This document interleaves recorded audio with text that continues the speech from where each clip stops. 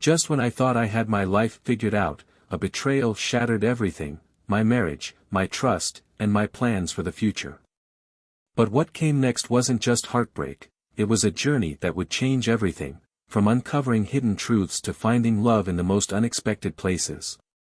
Many dream of owning a private island, picturing it nestled in the warm, turquoise waters of the Caribbean or South Pacific. However, Gananoque, a charming town along Ontario's St. Lawrence River, offers its own version of island life in the Thousand Islands region. Here, both Canadians and Americans call these islands home, some of which even feature stunning castles. Despite their location in the St. Lawrence River rather than tropical seas, they rival the beauty of islands found worldwide. One intriguing tale tied to the Thousand Islands is the origin story of Thousand Island dressing, said to have been created by a local woman and introduced at a New York hotel in the late 19th century. While no written records confirm this, it's a tale that adds to the region's allure. Back when I worked as a truck driver, I hauled goods across the 48 contiguous states and Canada for a mid-sized company with a fleet of around 100 trucks. Drivers had the choice of long-haul routes, regional trips, or local deliveries. After weeks on the road, we could opt for local assignments to spend time with family or head back out for extended journeys. Occasionally, we were even allowed to bring our wives along. Unlike many trucking companies that keep drivers away from home for weeks on end, this company offered some flexibility, a rare perk in a demanding industry. Trucking, much like the military or law enforcement, can place significant strain on family relationships. I've witnessed firsthand how tough these professions can be on home life. During high school summers, I worked in construction, and transitioning to full-time work after graduation felt natural. By the time I turned 23, I was a skilled carpenter. At 19, I met Emma Davis, an office clerk at a commercial bakery. We married 2 years later, at 21, and were happy, at least until the banking and construction sectors took a nosedive. Facing financial uncertainty, Emma and I agreed I should pursue truck driving, which promised better pay despite its challenges. The company even offered to cover my training if I committed to working for them for a year. After earning my Class A CDL in just 3 weeks, I was paired with an experienced instructor who taught me to handle loaded trailers weighing 16 to 36 tons. Though the training was scheduled to last 5 weeks, I demonstrated my readiness to the safety department in just 4. My first weeks were spent mastering city driving and local routes, and everything went smoothly. To make things easier at home, Emma picked up my paycheck from the office on Fridays, which worked out well. After 9 months of driving, primarily local routes, my dispatcher approached me with an exciting opportunity.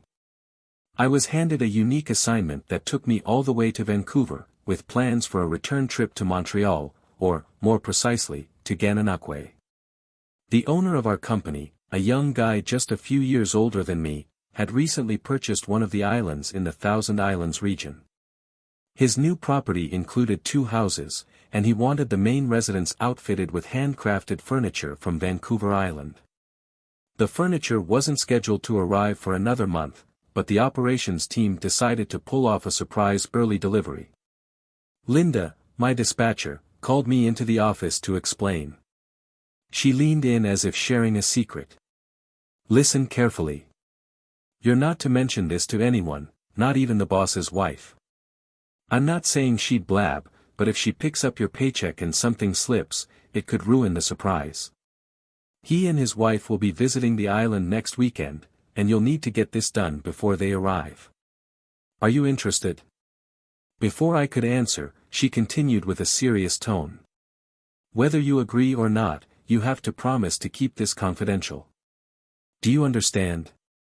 I assured her I wouldn't breathe a word. Good, she said with a smile. I figured you'd take it. Now, have you seen that shiny new Peterbilt sitting in the yard? I nodded. It's yours for the trip. Go ahead and load your things into it. Your cargo is already loaded in trailer 2353. You'll leave tomorrow morning. Once you reach Vancouver, call me to confirm. Oh, and drive carefully, she added as she handed me the keys. When I got home, I told Emma about the long trip ahead. While she was happy about the extra income, we both hated the idea of being apart for nearly 2 weeks. Determined to make our time together count, we spent the evening reminiscing and enjoying each other's company. Our closeness had always been a source of strength, and Emma had a way of making me feel grounded. Years earlier, we'd taken a few personal photos to remind me of home during long hauls. Those pictures stayed tucked in my bag, a private keepsake that gave me comfort on the road. Early the next morning, I set off in the Peterbilt, feeling a mix of excitement and nerves. Crossing the border into Canada was uneventful, as usual. Canadian officials were polite, and the inspections were routine. As I made my way westward, Linda called to update me. "The furniture has already been delivered to the island," she said. "They're preparing for your return, so be ready for a quick turnaround." Unloading and reloading the trailer in Vancouver took longer than expected, but eventually, I was back on the road heading east with a fully loaded rig.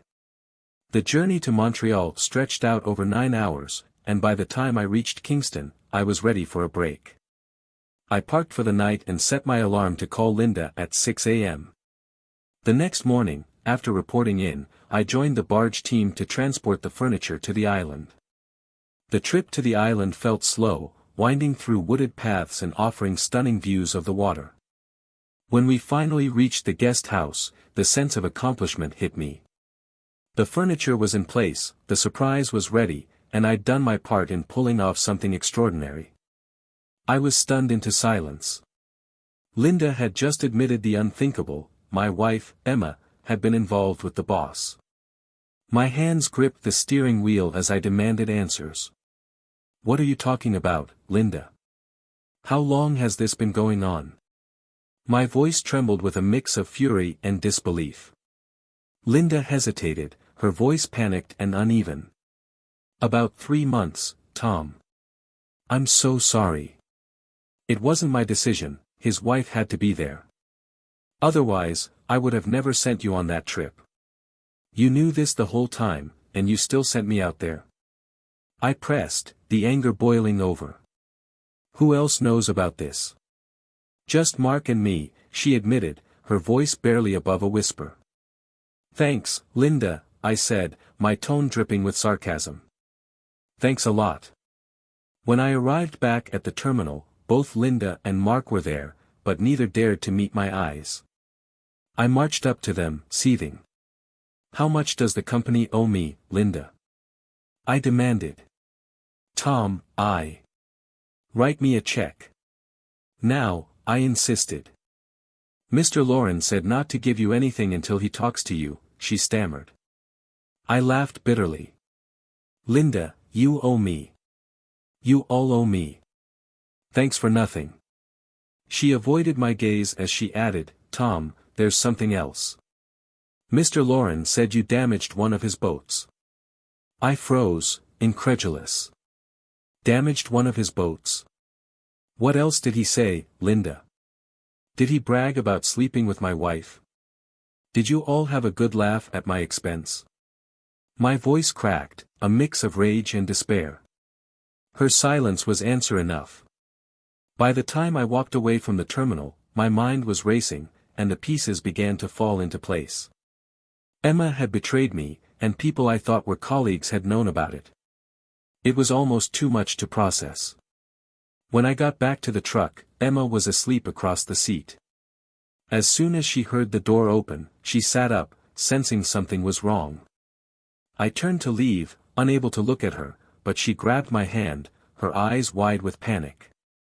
"Tom, please," she begged, her voice shaking. "Listen to me." I had no choice.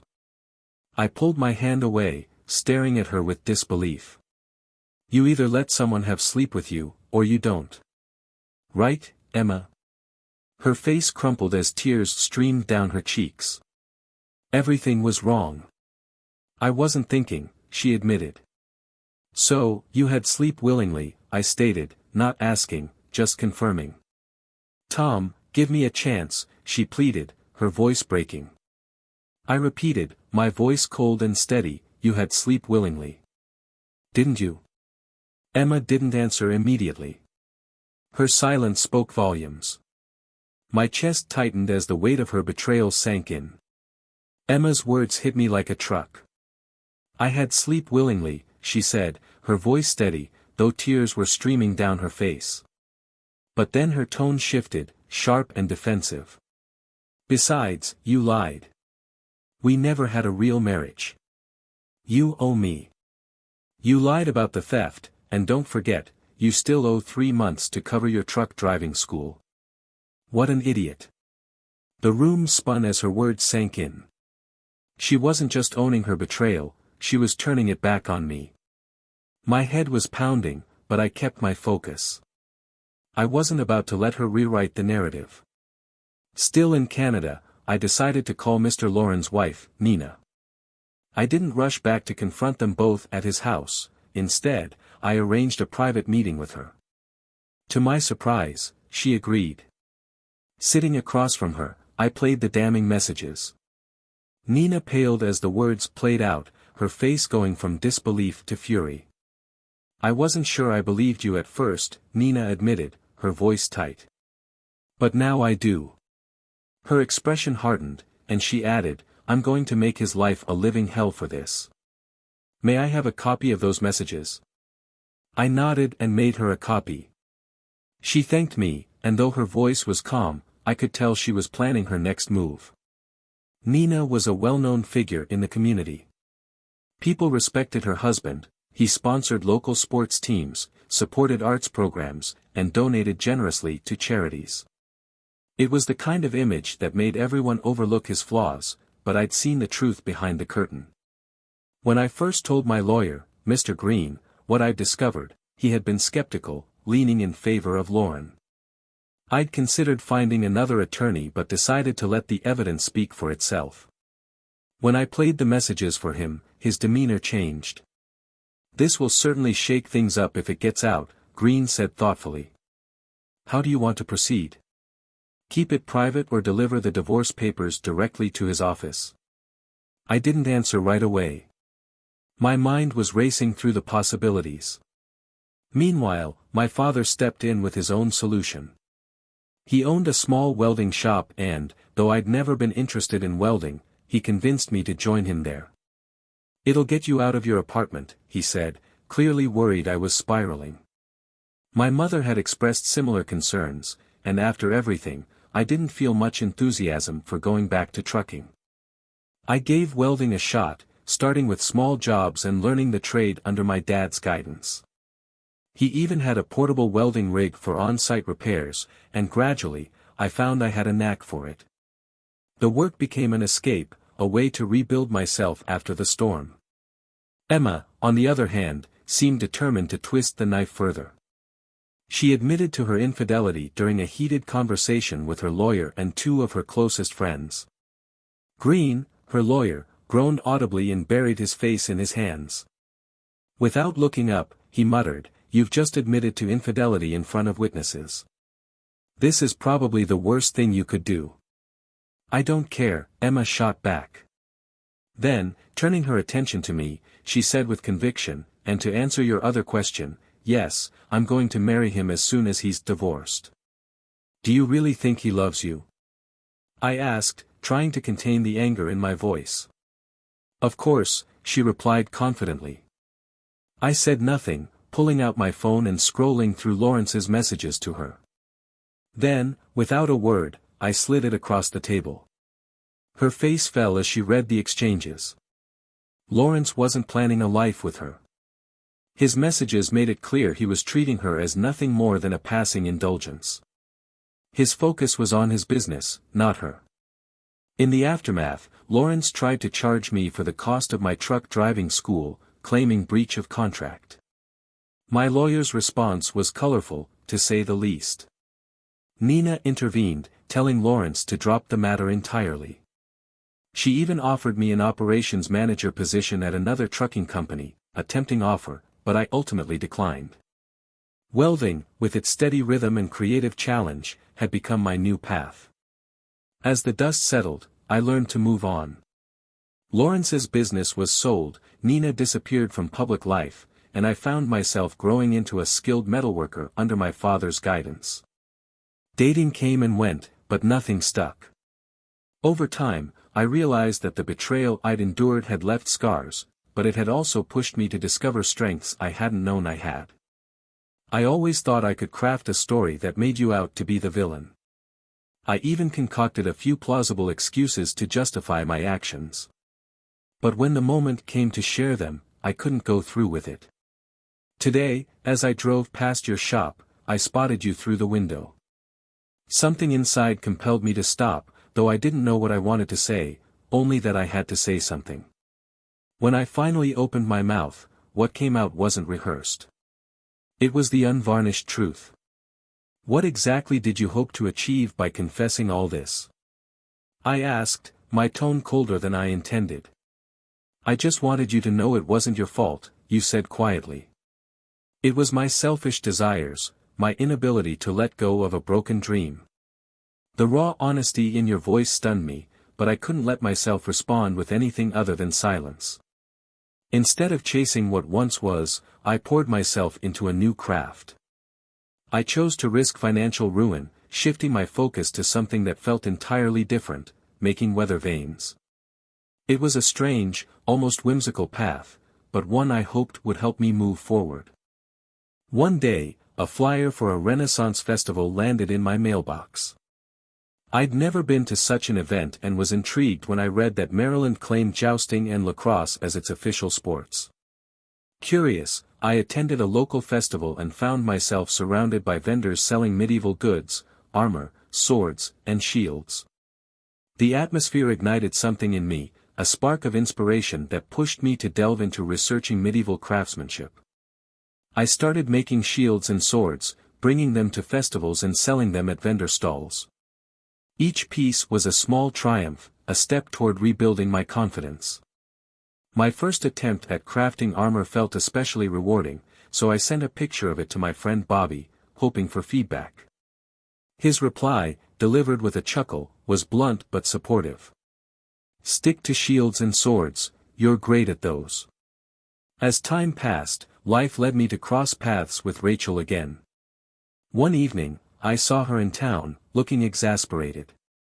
"That guy's like an octopus," she said, shaking her head in frustration. "I'm tired of fighting him off. Can you give me a ride home?" "Sure," I agreed, though I wasn't sure what to make of her situation. As we walked toward my truck, another man approached us. "Rachel, are you okay?" he asked with concern. Her response was clipped but resolute. "Now I am, yes." "Do you want me to take you home?" he offered, completely ignoring my presence. To my surprise, she accepted his offer without hesitation. Without so much as a glance in my direction, they got in his car and drove away, leaving me standing there, feeling like an afterthought. I shook my head and went home, trying not to let the encounter weigh on me. A few days later, I found myself back at Rachel's house, finishing the railing project I had started for her. She hovered nearby, growing impatient with my silence. "I don't get you," she said, her tone laced with frustration. I put down my hammer and met her gaze. "That's the problem," I replied firmly before resuming my work. She seemed to understand the finality in my words and walked away. I spent the rest of the day completing the railings in solitude, finding some satisfaction in the quiet. Meanwhile, my interest in armor continued to grow. I poured hours into studying historical designs and techniques, crafting pieces that felt like tangible proof of my ability to move forward. When I shared them with others, the positive feedback bolstered my confidence. Slowly but surely, I was carving out a new path. At a gathering with some friends, I sat next to Jenny, someone I trusted to give me straight answers. Taking the opportunity, I leaned in and asked, "Jenny, what's the story with Rachel?" She looked thoughtful for a moment before responding, "Look, Tom, I'm not her closest friend, but we're pretty tight," Jenny began, her tone thoughtful. "There's something about you that Rachel likes. She regrets how she treated you, that much she's made clear to everyone at the table." "Did she actually tell you that herself?" I asked, my curiosity getting the better of me. She did, Jenny replied. You've got to give her credit for tonight.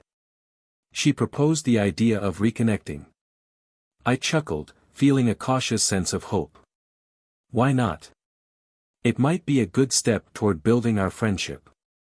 Great, Jenny said, her smile encouraging. When she asked about when, I suggested tonight. And so, Rachel and I went out for dinner. That evening marked a turning point. Our connection grew, and over time, our friendship began to blossom into something more. We dated for 2 months before becoming physically involved and then engaged. But that was just the start of our new chapter. Rachel and I couldn't seem to get enough of each other. She would visit me at the shop just to be close, even while I worked. Those small, shared moments were precious to us both.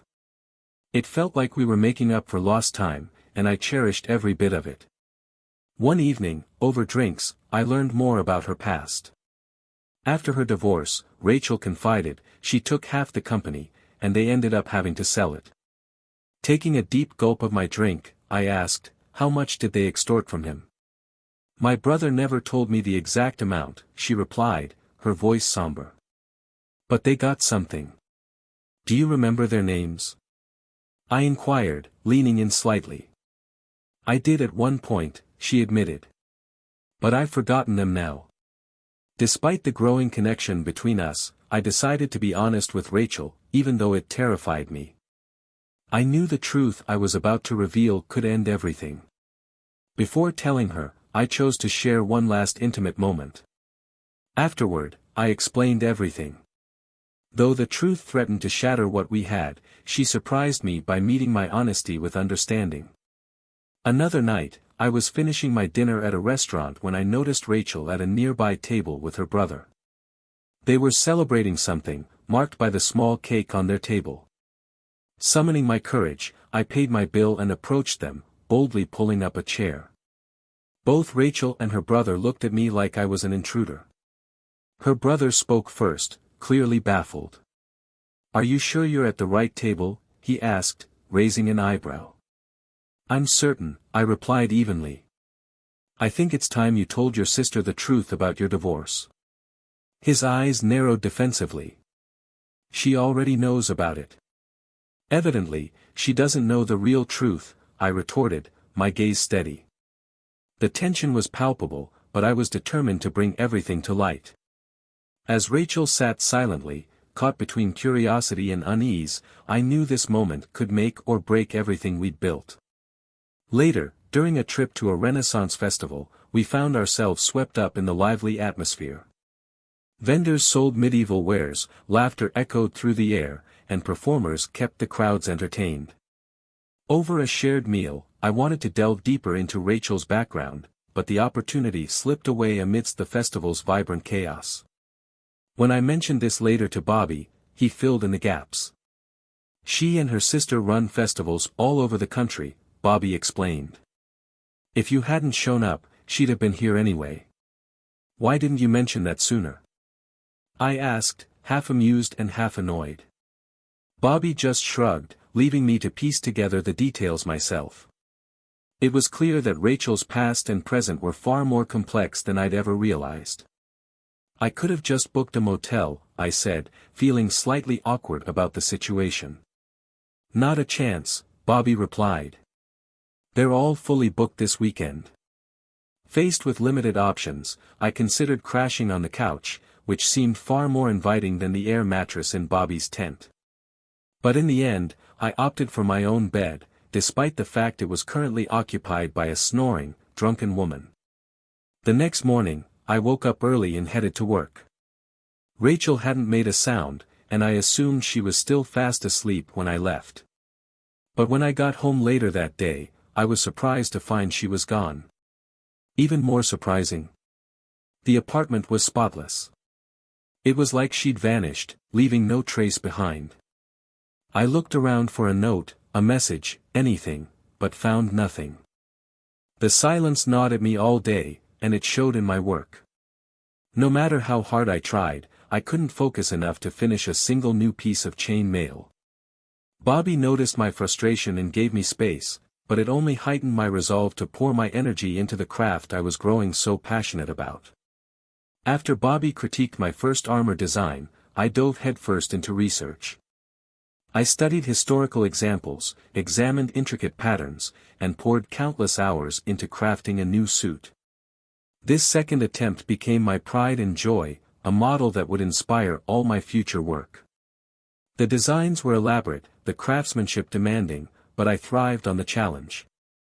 When the next Renaissance festival rolled around, I decided it was time to showcase my efforts. I brought the newly finished suit, and while Bobby was impressed, we both agreed it wasn't for sale.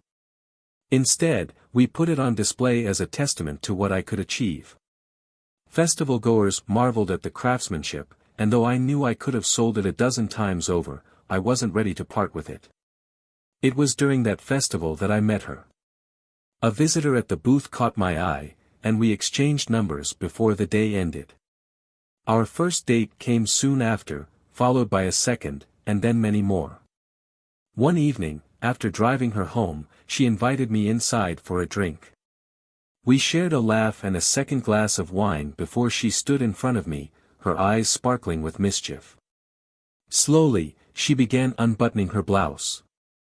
"Do you mind if I get a little more comfortable?" she asked, her tone teasing. "Not at all," I replied, grinning. "As long as I get to watch and enjoy." "That's the whole idea," she said with a playful smile. "I undress while you watch, then you undress while I watch, and we'll see how things go from there." "Start with the t-shirt," I suggested. "We'll save the best for last."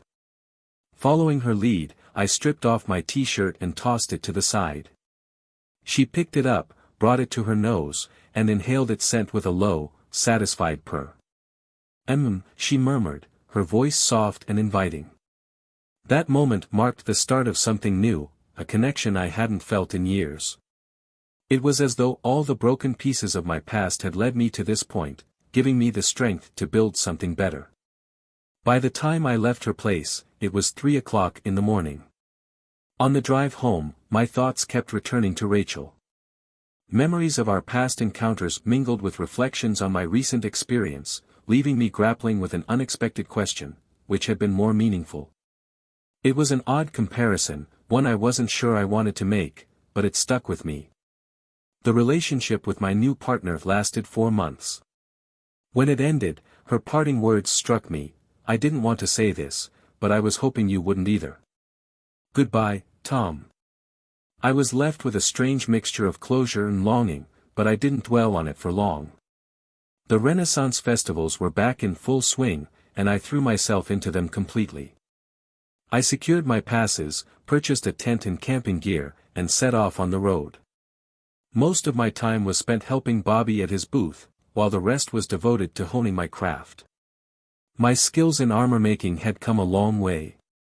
At every festival, at least one of my pieces would find a new home. Each creation was a labor of love, meticulous, time-consuming, and deeply satisfying. During one festival, I was demonstrating the process of assembling chain mail to a crowd of curious onlookers. My hands moved methodically, weaving metal links together, when I glanced up and froze. Rachel was there, watching me intently. Her gaze was steady, her expression unreadable, and it took all my focus to continue the demonstration as though nothing had changed. I invited questions from the crowd, but none came. Slowly, the onlookers dispersed, leaving Rachel standing alone at the edge of the booth. "Do you enjoy this?" she asked, her voice breaking the silence. "Yes," I replied simply. "I do." "You're quite good at it," she said with a small smile, and then, just as suddenly as she'd appeared, she turned and melted into the crowd. For the rest of the day, I replayed that brief interaction in my mind. Rachel's presence had stirred something in me, but I couldn't quite place what it was. That night, back at camp, I sat under the stars, thinking about how much had changed since the last time we'd spoken. The festivals, my work, and the person I'd become, all of it felt like a world apart from the man she once knew. Yet, for reasons I couldn't fully explain, a part of me hoped this wasn't the last time I'd see her. I didn't see Rachel again until the end of the event on Wednesday. As I was packing up my booth, she approached with her usual confidence. "Where do you sleep?" she asked, glancing at the gear I was loading into the van. "In a tent," I replied, not looking up from my work. "That sounds pretty cozy," she mused. "Maybe we could share it sometime." "It's a bit cramped," I said, trying to deflect. "Cramped can be cozy," she countered with a smile, her eyes sparkling with mischief. Before I could respond, my father, who had been helping me pack, shot me a knowing glance, grinned, and excused himself, leaving me alone with Rachel. She stepped closer, her tone softening. "Look, Tom," she said, "I know you'll never fully forget that my brother had an affair with your ex-wife. And that means we can't have a serious relationship. But that doesn't mean we can't have something more casual, right? We clearly enjoy each other's company." I didn't answer immediately, unsure of how to respond. Later, as I was venting to my father about the conversation, he put it plainly. "You've got two choices," he said. "Either you accept that her brother's connection to your ex-wife means she might stick around in your life, or you move on, maybe even leave town and keep a low profile." I shook my head, frustrated. "I don't know if I can do either." "It might be time to consider what your mother and I talked about," he said cryptically. "What's that?" I asked, suspicious. "We'll talk about it when we get home," he replied. That evening at dinner, my father brought up the situation to my mother. "I think it's time we give Tom the gift we talked about," he said. She nodded in agreement. "I think you're right." "What gift?" I asked, intrigued but cautious. "You'll find out soon enough," my mother replied with a smile. Meanwhile, life continued to unfold in unexpected ways. Bobby announced one weekend that he and Carla were getting married. "We wanted you to be the first to know," he said, pulling me into a celebratory hug. Carla added with a laugh, "It was your van that convinced me." "Thank you." Back home for a week, Rachel dropped by unexpectedly. She saw the van and gave me an approving nod. "This is so much better than a tent," she said, stepping inside. "Yes, it is," I agreed. As I gave her a quick tour, she seemed genuinely impressed. The space felt like a fresh start, a symbol of my transition into something new. Rachel seemed to sense it too. "We should make the most of our time together," she said. "Besides, I have a dress that's perfect for the next festival. You'll love it." She kissed me, tenderly this time, as if the casual relationship she'd mentioned before had given way to something deeper. I couldn't help but feel the same. When I mentioned I'd be leaving early Tuesday morning, she shrugged it off. "You don't have to be ready," she replied. And she was right. By Monday night, she'd unpacked her things, stocked the kitchen, and comfortably settled herself in the motorhome's bed. As I took the wheel Tuesday morning, she joined me, ready for the next adventure. It was as if we'd silently agreed to see where this road would take us. Over time, Rachel became an integral part of my life. She helped clear lingering issues from my past by providing documents from my divorce and statements from her ex-sister-in-law. Her brother eventually left town, but not before leaving a trail of drama and a few divorces in his wake. He moved across the country, deciding it was better for his health, or perhaps his reputation. Rachel, meanwhile, began building a new wardrobe for the festivals, choosing dresses that flattered her and moved away from emphasizing her belly. Though she never explicitly said she wanted to be a wife before becoming a mother, I could sense it was on her mind. It was on mine too.